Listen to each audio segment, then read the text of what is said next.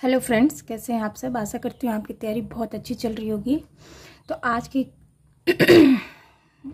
Video में देख लेते हैं ट्रांसलेशन प्रोसेस।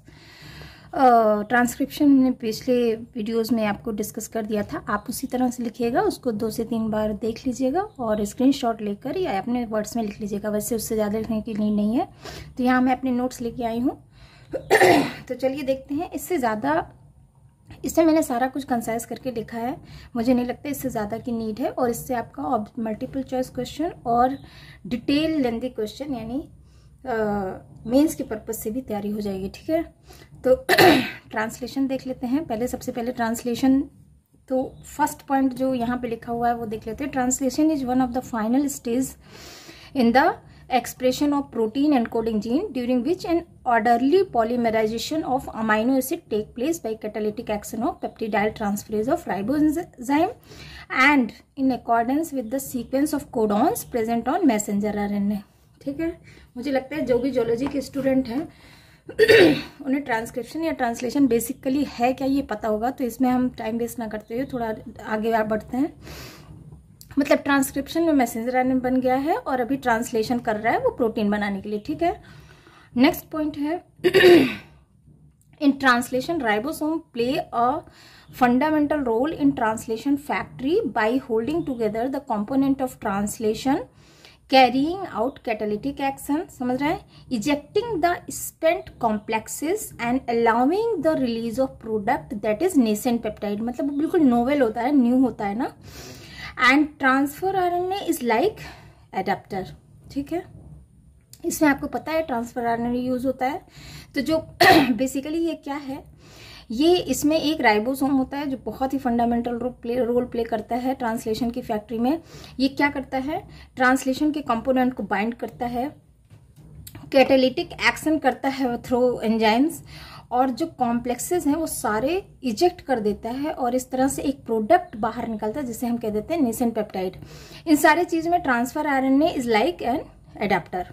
ठीक है, it attaches two amino acid and deliver protein. समझ गए। तो अगर ट्रांसफर आरएनए का बेसिक फंक्शन जाना है तो क्या होता है ये तो सबको पता है, प्रोटीन फॉर्मेशन में यूज होता है, पेप्टाइड फॉर्मेशन में। लेकिन ट्रांसलेशन में क्या से होता है, ये अमाइनो एसिड से अटैच होता है और फाइनली ये डिलीवर करता है प्रोटीन को। The process also require involvement of several non catalytic protein translational factor. तो उसे हम एक कॉमन टर्म में यूज कर देते हैं जिसे हम कहते हैं ट्रांसलेशनल फैक्टर या टीएफ। तो आगे हम टीएफ ही यूज करेंगे, बार बार ट्रांसलेशनल फैक्टर नहीं बोलेंगे। तो इसमें बहुत सारे कैटालिटिक नॉन कैटालिटिक प्रोटीन भी यूज होते हैं जिसे हम कहते हैं ट्रांसलेशनल फैक्टर। राइट, अब लोकेशन क्या है, सेल के अंदर या सेल के बाहर या जैसे भी है। ठीक है, प्रोकैरियोट्स की बात कर लेते हैं तो 2 रीजन में होता है साइटोप्लाज्म के अंदर। पहला न्यूक्लियोइड रीजन, दूसरा peripheral region where transcript generate from plasmids are translated.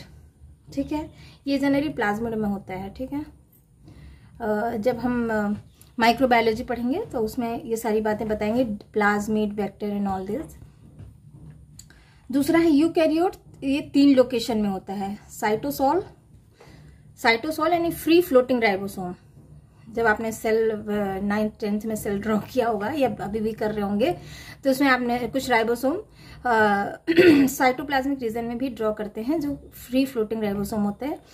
And ER पे तो होते ही अटैच्ड तो एंडोप्लाज्मिक रेटिकुलम से जो अटैच्ड होते हैं उस पर। ठीक है, दूसरा है inner space of mitochondria. As you all know कि माइटोकॉन्ड्रिया एंड क्लोरोप्लास्ट के अंदर भी राइबोसोम होते हैं सॉरी पेप्टाइड फॉर्मेशन होता है। ठीक है, न्यूक्लियस के अंदर for the purpose of messenger RNA surveillance. तो ये बहुत इंपॉर्टेंट है। आप देखिए 3 जगह पे होता है। न्यूक्लियस के अंदर भी पेप्टाइड फॉर्मेशन होता है for the messenger RNA surveillance. ठीक है, अब ये मैसेंजर आरएनए सर्विलांस क्या है, is a quality control mechanism that applies to longer messenger RNA. बहुत लंबे मैसेंजर आरएनए बन गए तो उसको भी वो करेक्ट करने के लिए, भाई सही है कि नहीं, आगे चल के सही प्रोटीन बनाएगा नहीं, तो इस तरह से उसको समझने के लिए, उसको प्रोसेस करने के लिए इस तरह का ट्रांसलेशनल प्रोसेस होता है। तो in this process describe by M.R. Kubelterson 2003 में, ठीक है। Longer messenger RNA molecule undergo a single cycle of translation to check any misplaced stop codon, ठीक है। तो ये याद रखिएगा, जो लॉन्गर मैसेंजर आरएनए मॉलिक्यूल होते हैं एक सिंगल साइकिल ऑफ ट्रांसलेशन चलता है, जो इससे क्या होता है कि अगर कहीं स्टॉप कोडॉन मिसप्लेस्ड है तो उसे वो करेक्ट करता है। अब misplaced stop codon terminate the translation process prematurely, ये आप सभी जानते हैं। Such messenger RNA have a few exon junction complex protein left associated with at the junction of untranslated exon, ठीक है। अब मुझे कमेंट करके बताइएगा व्हाट इज एक्सॉन, ठीक है। मैसेंजर आरएनए क्या करता है, उसके पास कुछ एक्सॉन जंक्शन के प्रोसेस कॉम्प्लेक्स प्रोटीन होते हैं जो रह जाते हैं, ठीक है। नेक्स्ट पॉइंट है the continued association with these protein causes degradation of messenger RNA in nucleus itself. This event is called nonsense mediated decay. What is called nonsense mediated decay.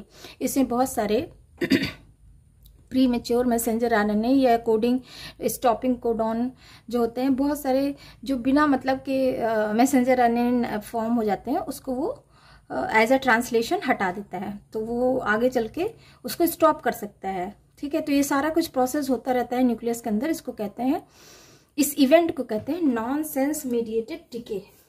क्योंकि कौन मर रहा है, मैसेंजर आरएनए, राइट। अब translation process के 5 phases आते हैं, जिसे हम 5 फेजेस में डिवाइड कर सकते हैं बेसिकली। पहला है चार्जिंग ऑफ ट्रांसफर आरएनए, समझ रहे हैं क्योंकि ये नीड है ना इसकी हमें यहाँ पे ट्रांसलेशन प्रोसेस में, तो हम चार्ज करेंगे पहले इसको। नेक्स्ट आएगा ट्रांसलेशन इनिशिएशन, फिर इनिशिएशन जैसे हमने ट्रांसक्रिप्शन में पढ़ा था, initiation, elongation and termination, same point है। एंड 5th वन बहुत इंपॉर्टेंट है, राइबोसोम रिसाइक्लिंग। तो जो राइबोसोम अलग अलग, चूंकि राइबोसोम 2 पार्ट से मिलकर बनता होता है, तो वो आगे जाके अलग हो जाता है, फिर वापस से वो जुड़ता है, तो इसको कहते हैं राइबोसोम रिसाइक्लिंग, ठीक है। ये तो हो गया कितने फेजेस हैं, तो एक एक फेज को हम थोड़ा सा एनलार्ज करेंगे। उसके पहले समझ लेते हैं क्या क्या रिक्वायरमेंट है। आप भी इसी तरह से लिखिएगा और ये स्क्रीनशॉट लीजिए स्क्रीनशॉट लेकर अपने वर्ड्स में लिखिए, वैसे इससे ज़्यादा नीड नहीं है, तो फिर से मैं बता देती हूँ, सेम तरह से इसी तरह से लिखिएगा, इसमें एक भी पॉइंट छूटा नहीं है। Messenger RNA act as a template, भाई कोई टेम्पलेट होगा ना जो हमने ट्रांसक्रिप्शन में क्रिएट किए हैं, ठीक है, फॉर अमाइनो एसिड पॉलीमराइजेशन के लिए। तो पहला तो चाहिए हमें मैसेंजर आरएनए, दूसरा चाहिए transfer RNA bound to correct amino acid provide substrate for protein synthesis. Then चाहिए हमको ribosome to bring translation component together to bring about catalysis of peptide bond formation to allow release of product to allow exit of spent component. तो ribosome बहुत important चीज है बिना ribosome के translation हो ही नहीं सकता, ठीक है। तो बेसिकली अगर राइबोसोम का फंक्शन की बात की जाए तो इतने तो आप लिखेंगे ही। अगर मल्टीपल चॉइस क्वेश्चन में आए तो आप ये सारे इस तरह से लिखेंगे ना, तो आपको एग्जामिनर विल बी हैप्पी कि you have exhaust knowledge of all this thing. तो आप यहीं पे लिख दीजिए सारा कुछ, ठीक है। फिर जो सबसे इंपॉर्टेंट है वो मैग्नीशियम आयन है, जो बहुत इंपॉर्टेंट है राइबोसोम की असेंबली के लिए। तो आप इस तरह से देख रहे हैं 4 चीज की रिक्वायरमेंट है, messenger RNA, transfer RNA, ribosome and magnesium ion, ठीक है। अब पहले पिछले उसमें मैंने बात की थी ना ट्रांसलेशन फैक्टर नॉन कैटालिटिक, ठीक है। तो ये इनिशिएशन फैक्टर में यूज होता है। तो अब ट्रांसलेशन फैक्टर्स हो गए, ये तो सारे रिक्वायरमेंट है। ट्रांसलेशन फैक्टर इतने सारी चीजों की रिक्वायरमेंट होती है ड्यूरिंग ट्रांसलेशन प्रोसेस, ठीक है। तो फर्स्ट उसमें आ जाते हैं, फर्स्ट स्टेज, फर्स्ट फेज कह सकते हैं। First phase initiation factor, initiate करना है ना, अभी सबको एक्टिव करना है, ठीक है। तो अलग अलग ना लिख के एक ही साथ हमने लिख दिया। तो अगर ट्रांसलेशन प्रोसेस आ गया कि what is the translation process और आपको डिटेल में लिखना है तो अलग अलग मत कीजिएगा, एक साथ ही लिखिएगा। तो प्रोकैरियोट्स यूकैरियोट्स को एक साथ ही लेके चलेंगे, ठीक है। इसमें इनिशिएशन फैक्टर 1 देखिए, इसको आप अपने हिसाब से भी डिनोट कर लेते हैं, लेकिन इसी तरह से एक्चुअली बुक में रिकमेंडेड है तो इसी तरह से हमने लिख दिया जिससे आसानी रहे। अगर यूकैरियोट है तो EIEF करके फर्स्ट है। इसका क्या काम होता है, prevent first charge transfer RNA from entering A wrong ribosomal site. तो ये इसी तरह से आप लिखिएगा, इसे थोड़ा सा रटना तो नहीं, लेकिन 2 बार तो आप पढ़ लीजिएगा तो अपने आप समझ में आ जाएगा हो क्या रहा है इस स्टेजेस में, ठीक है। तो इनिशिएशन फैक्टर 1 एक्चुअली ये प्रोकैरियोट में क्या काम करता है, it prevent first charge transfer RNA from entering A wrong ribosomal site, ठीक। नेक्स्ट है इनिशिएशन फैक्टर 2, जो यूकैरियोट में eukaryote initiation factor 2 and eukaryote initiation factor 5b। तो आप एक्चुअली नॉमेनक्लेचर बुक में इस तरह किया है, लेकिन जैसे जैसे प्रोटीन का डिस्कवरी हुआ है, जैसे जैसे हमें समझ आने लगा, उसी तरह से नॉमेनक्लेचर करते गए। तो ये कोई कंपलसरी नहीं है इसी तरह लिखना, आप अपने हिसाब से नॉमेनक्लेचर कर सकते हैं, लेकिन जो हाईली जैसे मोस्ट कन्वेंशनल चीज होती है हम वही लेके चल रहे हैं, ठीक है। तो यूकैरियोट इनिशिएशन फैक्टर 5b क्या रोल है, assisting the first charge transfer RNA in entering the ribosome correctly. तो पहला तो वो प्रिवेंट कर रहा है भाई गलत तरीके से ना आ जाए, ठीक है। दूसरा कर रहा है असिस्ट। थर्ड क्या है initiation factor, third eukaryote initiation factor third बोलते हैं, या eukaryote initiation factor 4th F complex. तो यूकैरियोट में थोड़े ज्यादा हैं इनिशिएशन फैक्टर, जैसे 4E डिस्कवर किया गया, 4G, 4A, 4F, ठीक है, 4E, 4G, 4F डिस्कवर किया गया। इस तरह से बहुत सारे इनिशिएशन फैक्टर डिस्कवर किए गए यूकैरियोट में। अच्छा, इसमें थर्ड का क्या काम होता है, to prevent the ribosomal subunit from attaching together prematurely. समझ रहे हैं, एक तो एंटर करने के लिए कोई रॉन्ग राइबोसोमल साइट ना आ जाए, उसको प्रिवेंट करता है कौन, फर्स्ट वाला। सेकंड क्या करता है, असिस्ट करता है। थर्ड क्या करता है, प्रिवेंट करता है कि जो सब यूनिट अटैच हुए हैं वो डिटैच ना हो जाए प्रीमेच्योरली, जब तक कि अनटिल अनलेस पूरा पेप्टाइड फॉर्मेशन ना हो जाए।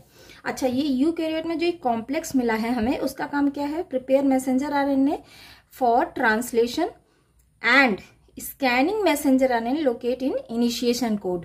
तो थोड़ा सा ये आप लिख लीजिएगा, prepare messenger RNA for translation and scanning in messenger RNA located initiation codon, ठीक है।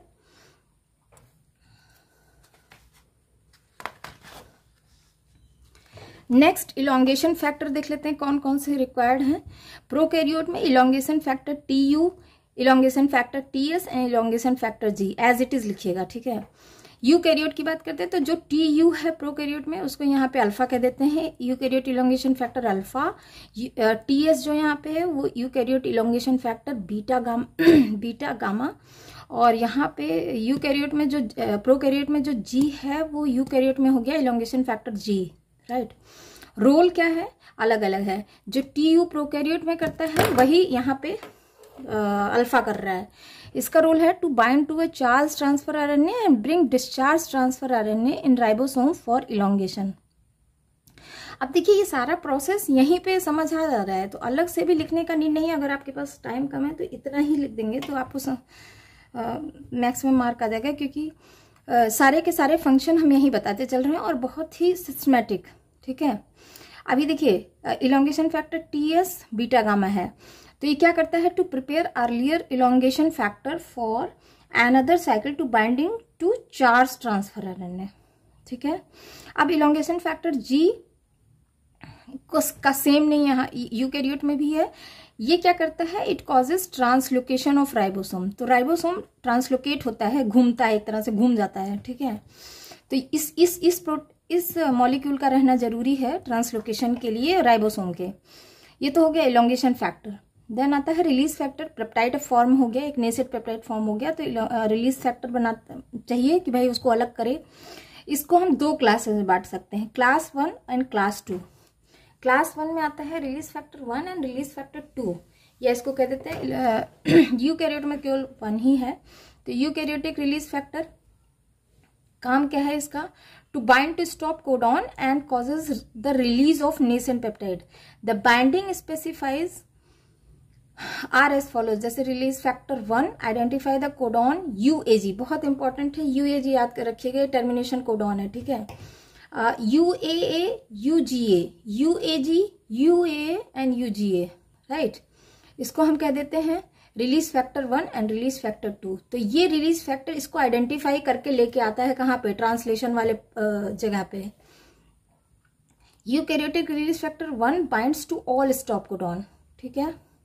अच्छा, क्लास 2 में आइए अगर, तो रिलीज फैक्टर थर्ड या यूकैरियोटिक रिलीज फैक्टर थर्ड, ये क्या करता है, stimulating class 1 release factor for releasing nascent peptide helping in the release of class 1 release factor, ठीक है, once the nascent peptide has been release.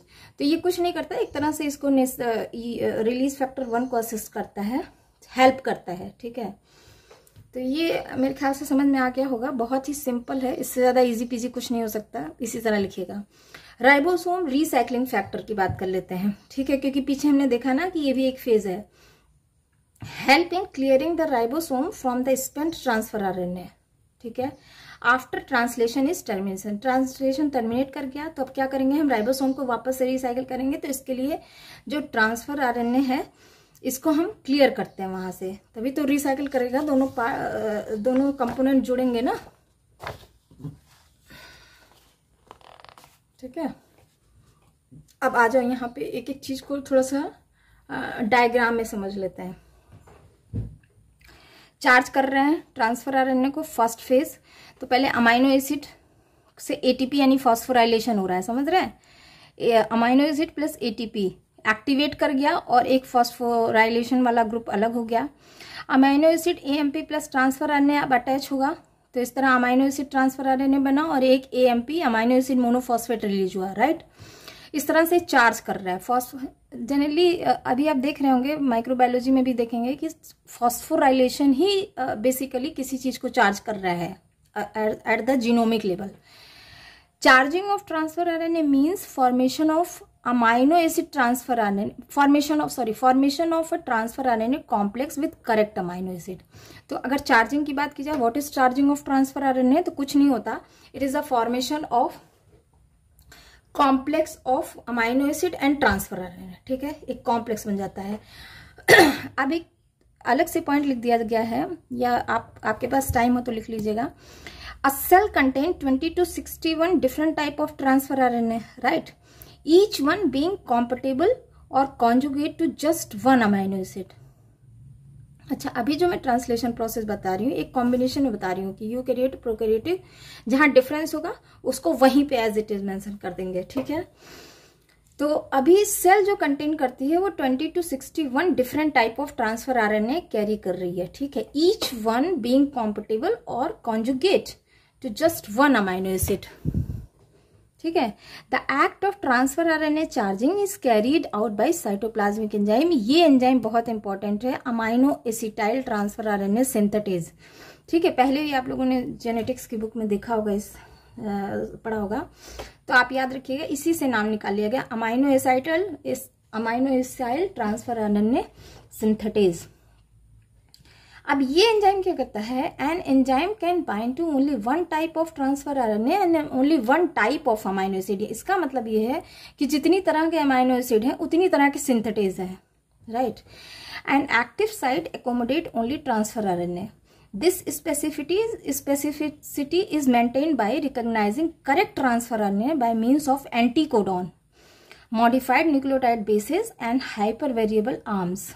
Transfer RNA का अगर आपने स्ट्रक्चर देखा होगा तो इस तरह से कुछ होता है, जैसे उसमें लूप होते हैं साइड साइड में और एक नीचे लूप होगा, ऊपर एक हेड टाइप से होगा, ठीक है, अभी आगे आके देखेंगे। तो इसमें एक एंटीकोडॉन का लूप है, एक मॉडिफाइड न्यूक्लियोटाइड बेसिस और हाइपर वेरिएबल आर्म होते हैं, ठीक है। तो ये सारा कुछ रिएक्शन 2 स्टेप में संपन्न हुआ, अगर आप देख रहे हैं। एक तो पहले अमाइनो एसिड एक्टिवेशन हुआ, दूसरा हुआ जो एक्टिवेटेड अमाइनो एसिड है, attachment of amino acid to cognate transfer RNA, मैंने स्पेसिफिक ट्रांसफर आरएनए, ठीक है, तो उसी को एक वर्ड दे दिया गया, कॉग्नेट। तो सेम इसी तरह लिखिएगा। The enzyme also has a proof reading mechanism which is a rare property beyond nucleotide polymerase enzyme, namely DNA and RNA polymerase, ठीक है।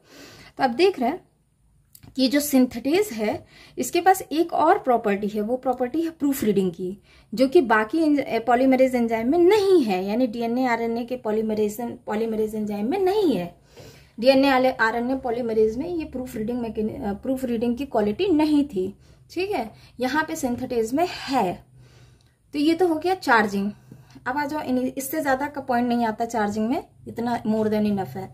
अच्छा, नेक्स्ट है इनिशिएशन। तो आप ये डायग्राम को समझ लीजिए एक बार, ठीक है। प्रोकैरियोट में इसी तरह होता है। Step 1 this, step 2 this. पहले आप एक राइबोसोम ड्रॉ करेंगे, इसमें ट्रांसफर आरएनए है। कैसा transfer RNA? Activated transfer RNA, ठीक है। यहाँ देखिए एक जीटीपी है जिसमें इनिशिएशन फैक्टर है। यहाँ है step 1, step 2 and step 3 and step 4।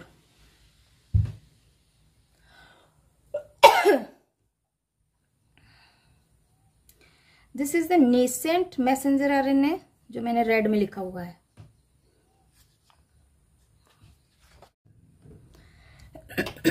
इस पिक्चर को ध्यान से देखिए। दिस इज द राइबोसोम सब unit, right. This is the activated transfer RNA. This is the initiation factor. This is the nascent messenger RNA जिसमें ये सब यूनिट्स बने हुए हैं GGA GG, ठीक है। ये न्यूक्लियोटाइड्स हैं। अब स्टेप 1 में ये आके ऐड होगा, तो अलग अलग कलर से करिएगा। जैसे मैंने यहाँ पे ग्रीन कलर से ट्रांसफर आरएनए बनाया है, मैसेंजर आरएनए को रेड कलर से बनाया है, राइबोसोम को ब्लू कलर से बनाया है, जिससे बार बार सेम चीज लिखने की जरूरत नहीं पड़ेगी, इस कलर ही यूज कर लीजिएगा। अब यहाँ पे स्टेप 1 गया, then step 2, then step 3 and then step 4, ठीक है। अभी देखिए ये जो राइबोसोम है वो हमेशा 5'3' के डायरेक्शन में ही अटैच होगा। तो आप इसको देखिएगा, यहाँ पे देखिए ट्रांसफर आरएनए का ये जो पोर्शन है ये यहाँ पे आ रहा है, ठीक है। तो इसी तरह से ड्रॉ करिएगा। That is most easy picture of this stage, ठीक है। तो चलो बीसी को डिटेल में लिख लेते हैं। स्टेप 1 में initiation factor 3 keeps the large subunit of ribosome यानी 50S from binding prematurely to small 30S, ठीक है। ये नहीं कि जो है बाइंड कर जाए, तो इसलिए ये इसको ब्लॉक कर देता है। स्टेप 2 अगर आप देखेंगे तो initiation factor 2 block the A pocket of small सब unit so that transfer RNA initiation can not enter this site, ठीक है। Initiation factor 2 block the A pocket of small subunit so that transfer RNA initiation cannot enter this site.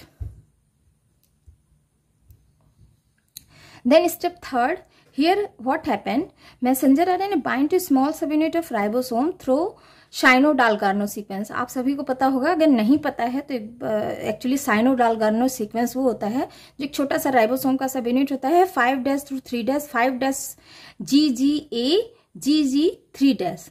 तो ये जो sequence है इसको हम कह देते हैं शाइनो-डालगार्नो सीक्वेंस। याद कर लीजिए, 5 कई बार मल्टीपल चॉइस में पूछ लेता है। 5' GGA GG 3', ठीक है।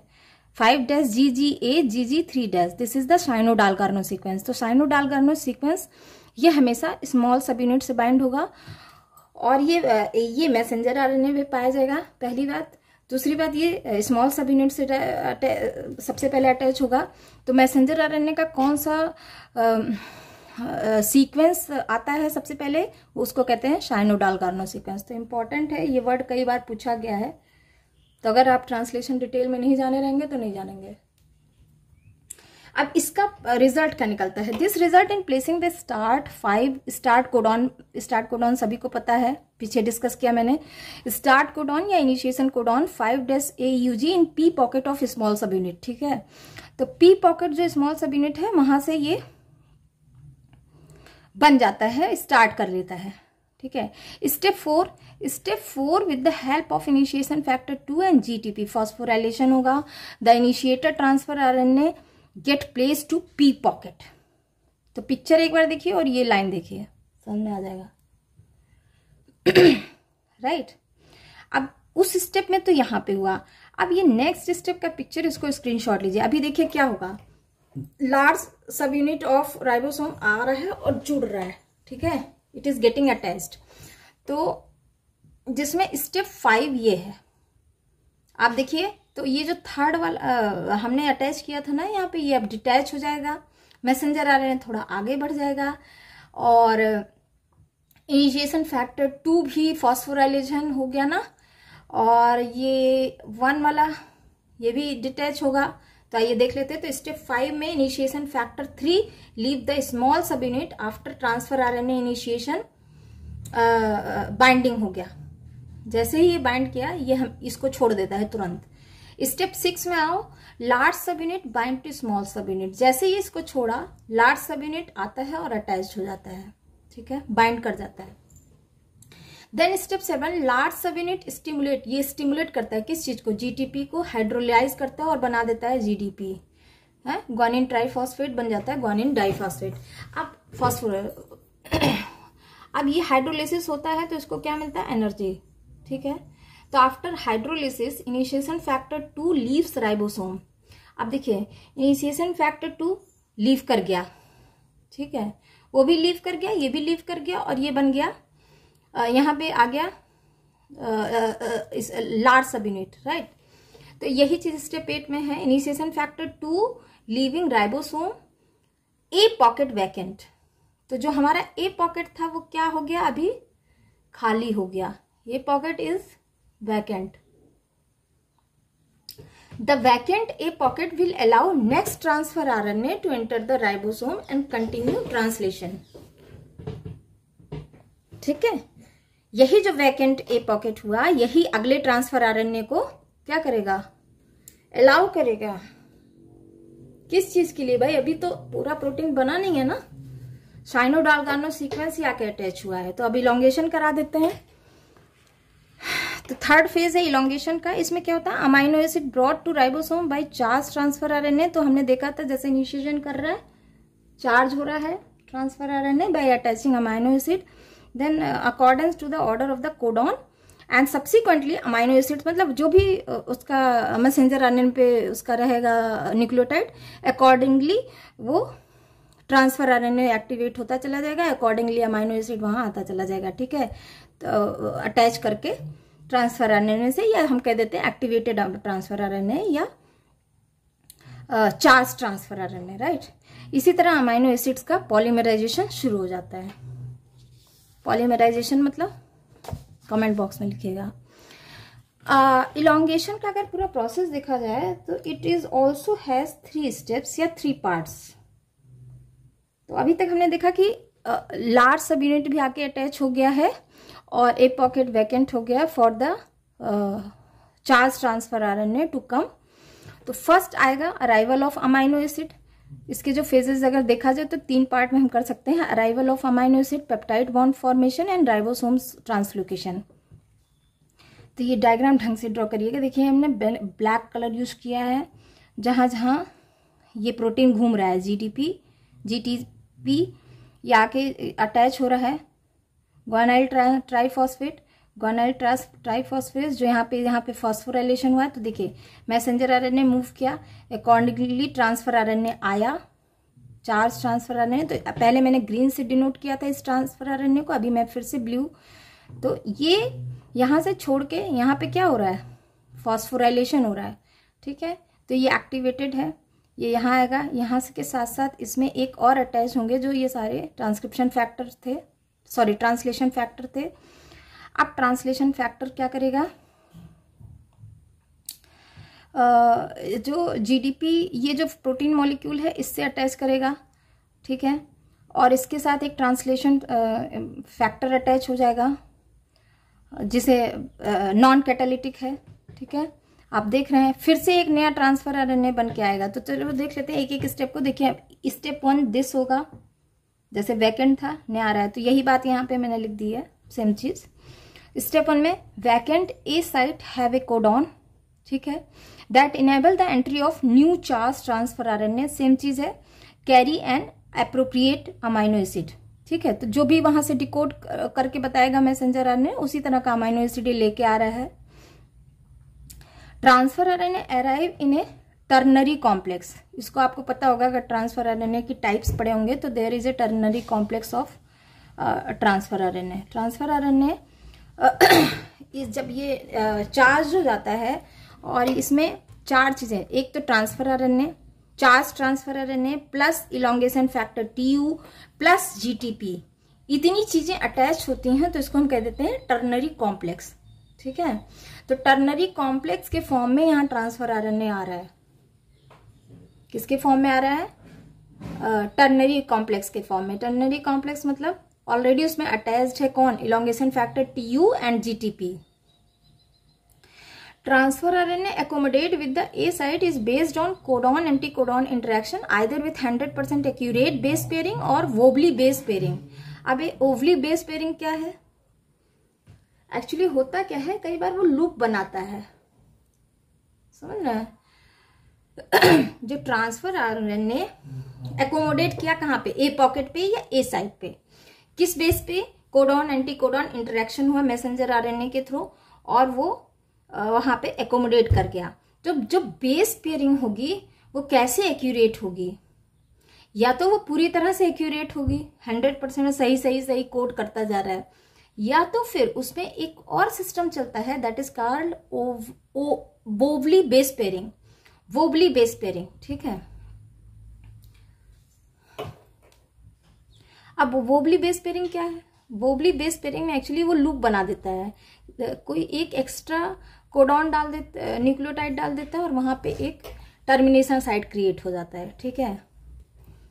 बाकी डिटेल आप गूगल कर लीजिएगा। Next step 2, elongation factor TU and GTP। अब जो ट्रांसफर आरएनए पे elongation factor TU and GTP पहले से अटैच है, यानी ternary complex, ternary transfer RNA, वो इंटरेक्ट किससे करेगा? Factor binding centre FBC of large सब unit, factor binding centre of the large सब यूनिट। तो ये राइबोसोम का लार्ज सब यूनिट है और FBC this is the factor binding site, इससे इंटरेक्ट करेगा।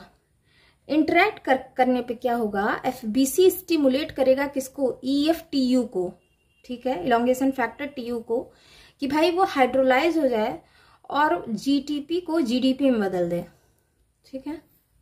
तो यही चीज यहाँ पे लिखी हुई है, हाइड्रोलाइज एंड फॉस्फोर, हाइड्रोलिसिस कर देता है इसको और ये GTP चेंज हो जाता है GDP में, यानी इसको एक एनर्जी मिल गई, राइट। भाई एनर्जी मिलती रहेगी तभी तो सारे स्टेप जल्दी जल्दी होंगे, फटाफट होते जाएंगे। स्टेप 3 में आइए। अभी हाइड्रोलिसिस हुआ तो क्या हुआ, इलोंगेशन फैक्टर क्या करेगा? एक चेंज लाएगा। कैसा change? Structural change. Elongation factor TU undergo, EFTU undergo conformational change and comes out of ribosome. अब आप देखिए जो EFTU है, हियर इज EFTU, ठीक है, हियर इज EFTU, ठीक है। इसका स्ट्रक्चर चेंज हो जाता है और ये यहां से बाहर निकल गया, ये देखो TU निकल गया और GTP चेंज हो गया GDP में।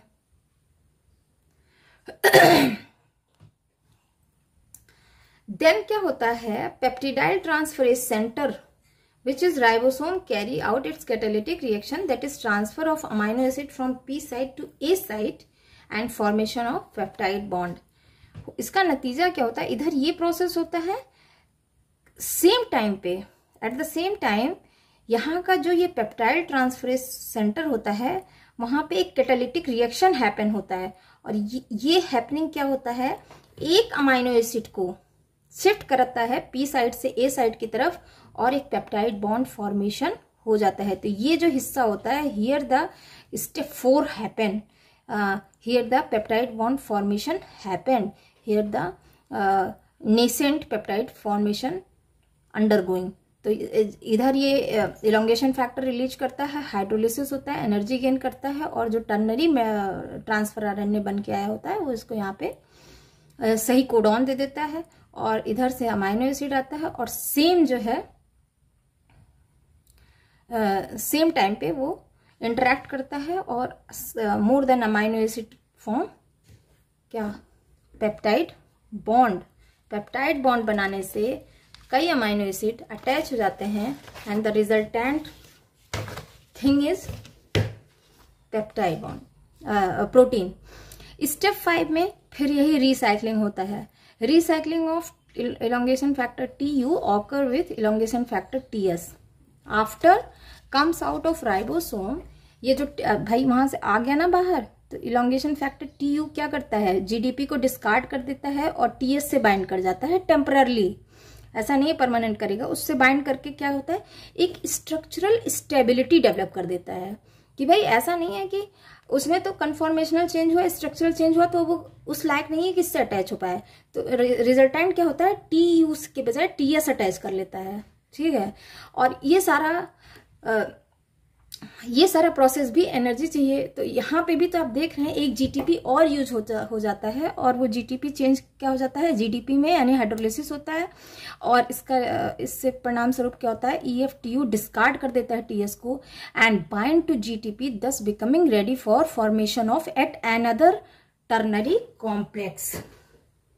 ठीक है, फिर से एक नया टर्नरी कॉम्प्लेक्स बनता है।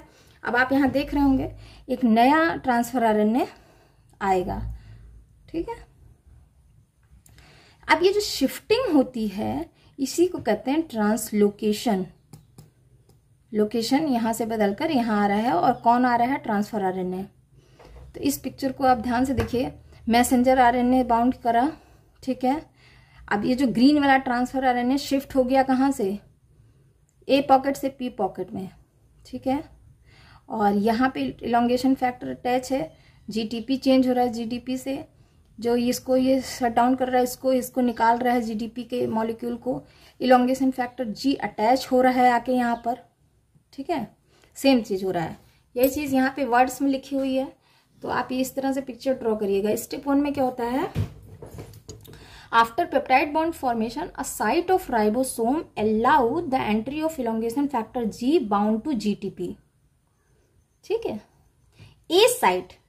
ए साइट किसको कर रहा है, ए साइट इसको अलाउ कर रहा है, किस चीज को, कि भाई आ जाओ इलोंगेशन फैक्टर जी को जीटीपी से अटैच कर देते हैं। और ये जी जो होता है ये एफबीसी को, ठीक है, पहले अभी आपने देखा था, ये हाइड्रोलाइज करके जीडीपी बाउंड कर लेता है, और इस तरह से इसमें एक स्ट्रक्चरल चेंज डेवलप हो जाता है, thus undergo conformational change.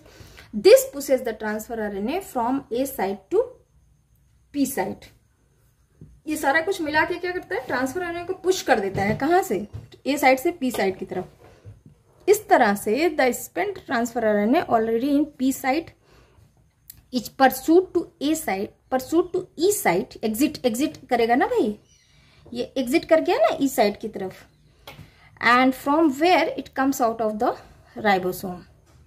Due to conformational change elongation factor G यानी EFG ultimately comes out of ribosome leaving the A site vacant and to permit entry of new ternary complex. तो this is the translocation। ये आपको इतना चीजें लिखनी है, ये diagram जरूर ड्रॉ करना है। देन आता है टर्मिनेशन। तो अगर जितने भी कोड मैसेंजर आने पे रहेंगे अकॉर्डिंगली अमाइनो एसिड आ चुका है, पेप्टाइड बॉन्ड फॉर्मेशन हो चुका है, प्रोटीन फॉर्मेशन हो चुका है, तो अब हम आ जाते हैं टर्मिनेशन पे।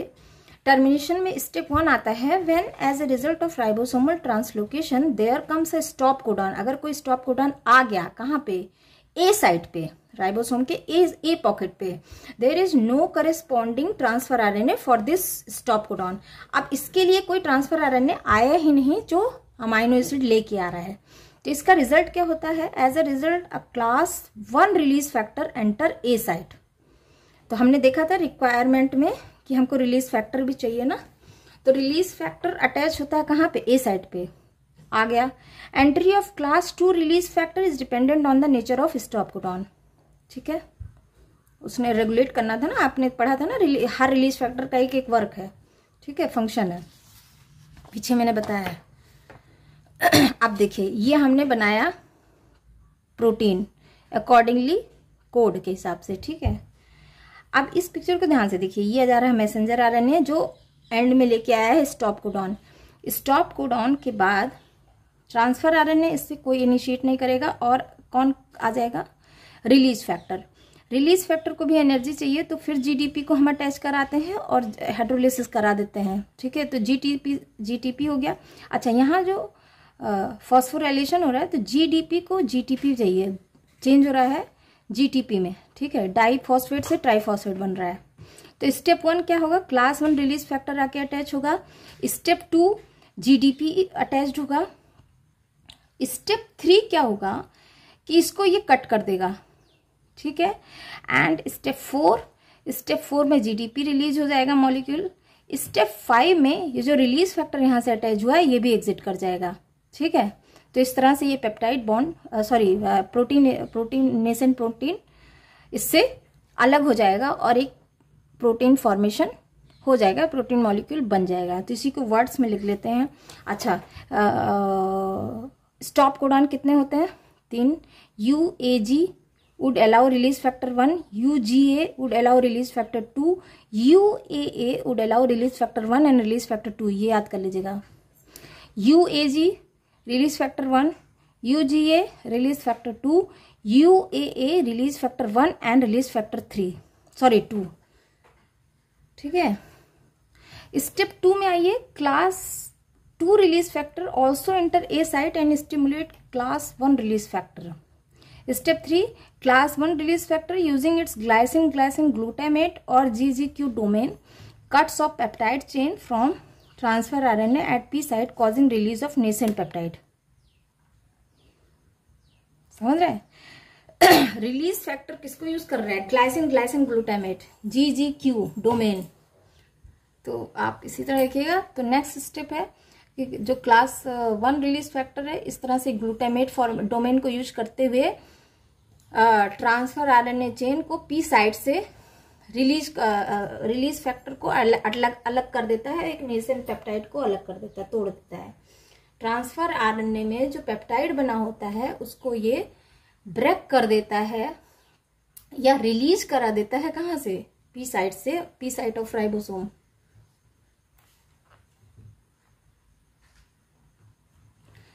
नेक्स्ट स्टेप आता है रिलीज फैक्टर 3। रिलीज फैक्टर 3 क्या करता है? ये जीटीपी से एक्सचेंज कराता है। किसमें? जीडीपी में। भाई एनर्जी चाहिए ना, तो हाइड्रोलिसिस हुआ और इस तरह से इसके शेप में चेंज आ गया, यानी एक कॉन्फॉर्मेशनल चेंज हुआ, यानी स्ट्रक्चरल चेंज आ गया। जब स्ट्रक्चरल चेंज आता है ना, तो वो फिर उससे अटैच नहीं रह जाएगा। Structural change, the conformational change stimulate class 1 release factor to come out of the ribosome. तो इसको भी यहां से हटा देता है स्टिमुलेट करके। स्टेप 6 आता है FBC stimulate release factor 3 to hydrolyse its GTP into GDP causing yet another conformational change which leads the exit of release factor 3 also। तो ये जो सारे कुछ है माल मटेरियल इसके साथ जो यूज हुआ था वो सब कुछ धीरे धीरे सारा हटा दिया जाता है एक स्ट्रक्चर चेंज करके, एक GTP मॉलिक्यूल के through. Thus termination is achieved by but ribosome still has to spend transfer RNA respectively in P and E site। अब तो हो गया, ये यहाँ पे निकल गया, एक नेसेंट मॉलिक्यूल बन गया प्रोटीन का। लेकिन अभी भी एक प्रॉब्लम है। प्रॉब्लम ये है कि चलो रिलीज फैक्टर निकल गया और क्या कहते हैं जीटीपी मॉलिक्यूल निकल गया, सारा कुछ हो गया, मैसेंजर RNA निकल गया, लेकिन अभी भी 2 ट्रांसफर RNA इसके अंदर फंसे हुआ है। ठीक है, जो कहाँ पे जो आखिरी में जो मैसेंजर RNA को किया था उसमें 2 ट्रांसफर RNA खर्च हुए थे ना, तो ये यहाँ पे लगा हुआ है, इसको भी तो हमें रिमूव करना है। तो यही रिमूवल है 6 स्टेप। तो removal of this transfer RNA require ribosome recycling. तो राइबोसोम खुद को रिसाइकिल करता है और ट्रांसफर RNA को हटा देता है। अब ribosome recycling require protein called ribosome recycling factor. ठीक है, ये भी एक्चुअली छोटा सा प्रोटीन होता है।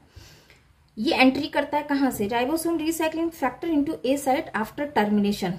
ठीक है, ए साइट से एंटर किया। Entry of elongation factor G bound to GDP at P site.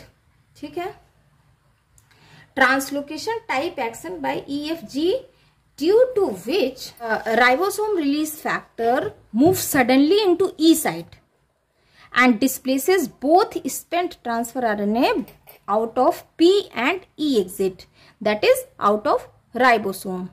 समझ रहे हैं? Binding of initiation factor 3 for separation of ribosomal subunits, so ribosome RRF यानी ribosome recycling factor and elongation factor G and messenger RNA also dissociate from ribosome, thus allowing ribosome to participate in another cycle। और इस तरह से वो ribosome खुद को recycle करके एक फिर से एक प्रॉपर राइबोसोम बन जाता है फ्रेश तरीके से और वो अगला स्टेप करता है। तो अभी आप देख रहे होंगे ये सारा peptide bond for protein synthesis हो चुका है और राइबोसोम भी रिसाइकिल हो चुका है। तो इस स्टेप को मिस मत करिएगा, ये ट्रांसलेशन का ही प्रोसेस है, ठीक है। तो that is all about the translation, और इससे there is not more than that, this is enough to enough. तो ये पिक्चर जरूर ड्रॉ करिएगा अकॉर्डिंगली, और इसी तरह स्टेप करके लिखते जाइए सारा, जैसे मैंने लिखा हुआ है यहाँ पे, ठीक है। So that was the brief account of translation. Thanks for listening. Bye bye.